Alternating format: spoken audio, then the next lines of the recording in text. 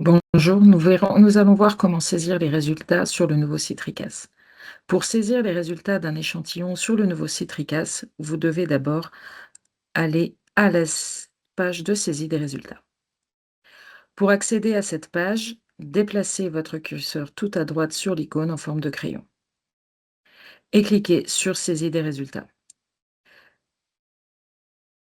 Quand nous entrons sur cette page, nous sélectionnons le programme pour lequel nous voulons entrer les résultats, ainsi que le cycle, le numéro d'échantillon pour lequel nous voulons faire la saisie.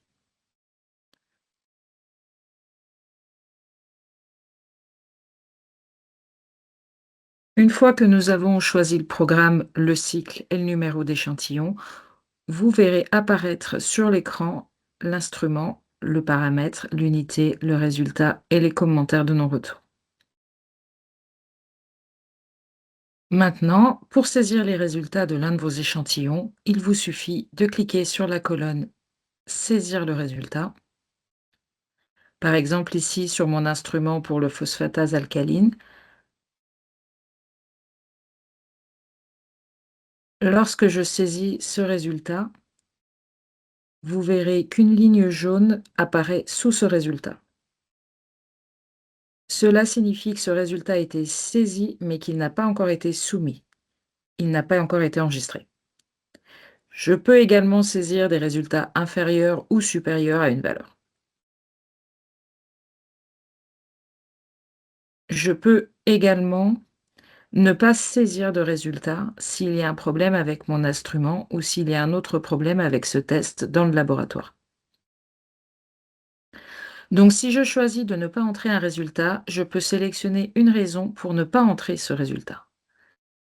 Pour sélectionner cette raison, nous allons à la colonne Non retourné et ensuite, par exemple, ici pour le chlorure, je veux entrer la raison de non-retour. Par exemple, la raison était un problème d'échantillon. Peut-être qu'il y a eu un problème avec la reconstitution de l'échantillon. Maintenant, je peux choisir ça comme raison de non-retour et je peux aussi ajouter un commentaire pour expliquer la raison plus en détail.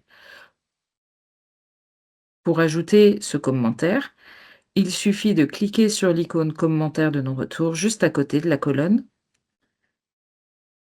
pour cette analyse. Nous cliquons donc sur l'icône de commentaire de non-retour, puis nous pouvons entrer un commentaire plus long.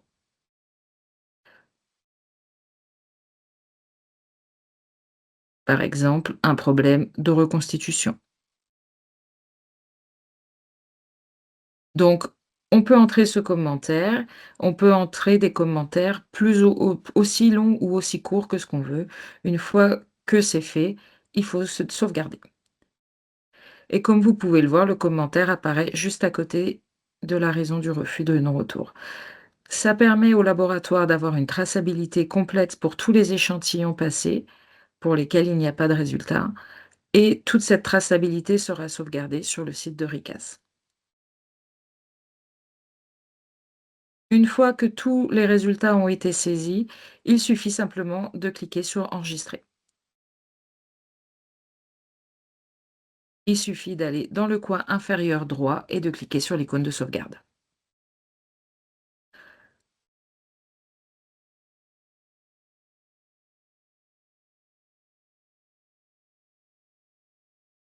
Lorsque je sauvegarde les résultats, une ligne jaune sous les résultats disparaît et vous verrez un encadré vert apparaître sur ces résultats. Ça signifie qu'ils ont bien été enregistrés.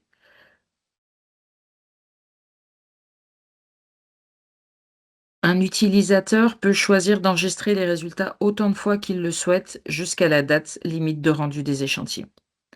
Après cette date, le résultat sera automatiquement soumis au service RICAS pour examen.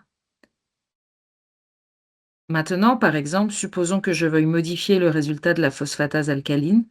Il y a eu une erreur de transcription, par exemple. Les résultats n'étaient pas censés être 2,3, mais ils devaient être 23.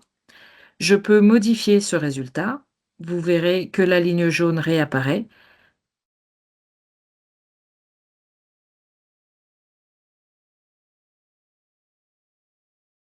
Il suffit de cliquer sur Enregistrer et maintenant le résultat a été changé de 2,3 à 23.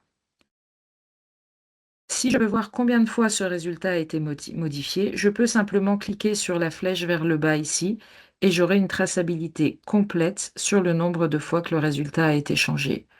Qui l'a changé?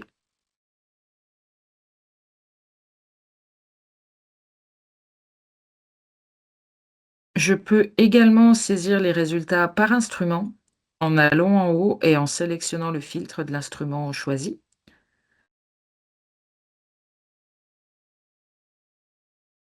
Donc je peux choisir l'instrument, puis continuer à entrer les résultats pour cet instrument. Ça facilite la saisie des résultats pour chaque utilisateur.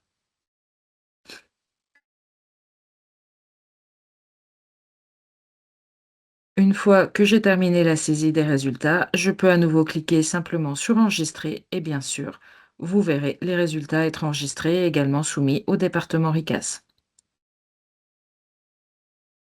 Juste un petit rappel, vous pouvez modifier vos résultats autant de fois que vous le souhaitez jusqu'à la date limite de soumission. Après cette date, ces résultats seront automatiquement soumis au département RICAS. Merci pour votre